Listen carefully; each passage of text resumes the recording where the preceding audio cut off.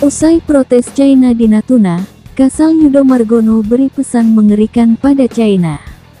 Kepala Staf Angkatan Laut KSAL, Laksamana Yudo Margono meminta prajuritnya untuk menunjukkan kekuatan yang menggetarkan lawan, maupun kawan dan pihak yang merongrong kedaulatan dan mengganggu kepentingan negara di Laut Indonesia.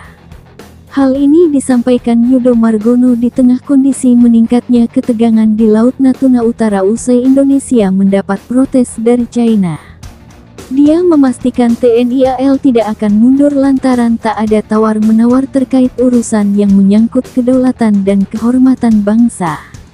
Prinsip ini harus kita pegang teguh selamanya meskipun nyawa yang menjadi taruhannya, jelas Yudo saat memberikan pidato di upacara Hari Armada RI tahun 2021 di Koarmada 2 Surabaya. Dia menegaskan sebagai prajurit Armada RI harus siap setiap saat dalam menjalankan amanat rakyat untuk menjaga lautan Nusantara. Bung Karno dalam pidatonya, bangsa Indonesia tak bisa jadi bangsa yang kuat dan negara yang kuat jika tidak bisa menguasai samudera, jelas Yudo. Dia menegaskan Armada RI harus dilengkapi dengan kapal perang yang mumpuni dan modern meski membutuhkan waktu serta biaya yang tidak sedikit. Sebuah keniscayaan kita kan membangun kekuatan armada yang mampu menjaga lautan Nusantara dari Sabang sampai Merauke. Kekuatan armada yang deru mesinnya terdengar di Laut Mediterania, armada yang pilar perangnya berkibar di Laut Natuna Utara, tambah KSAL. Yudo juga meminta prajuritnya mencintai dan merawat kapal perang serta berlatih. Buktikan kepada rakyat Indonesia bahwa kalian layak menyandang predikat sebagai kesatria perkasa di tengah samudera, jelas Yudo.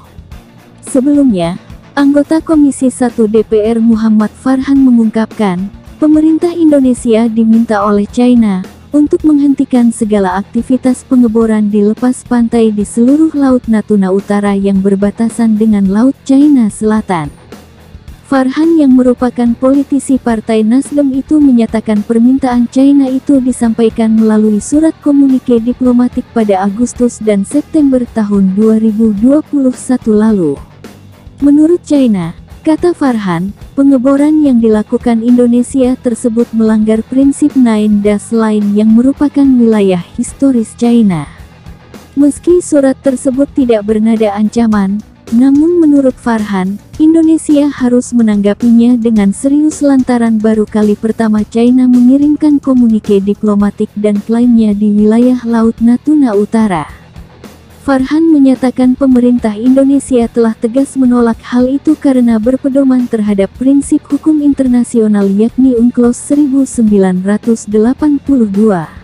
Kami di Komisi 1 tidak diperlihatkan suratnya, namun kami membahasnya secara resmi dan mendukung sikap pemerintah RI yang dalam hal ini diwakili oleh Kemenlu RI, jelas Farhan melalui pesan singkat pada hari Rabu kemarin.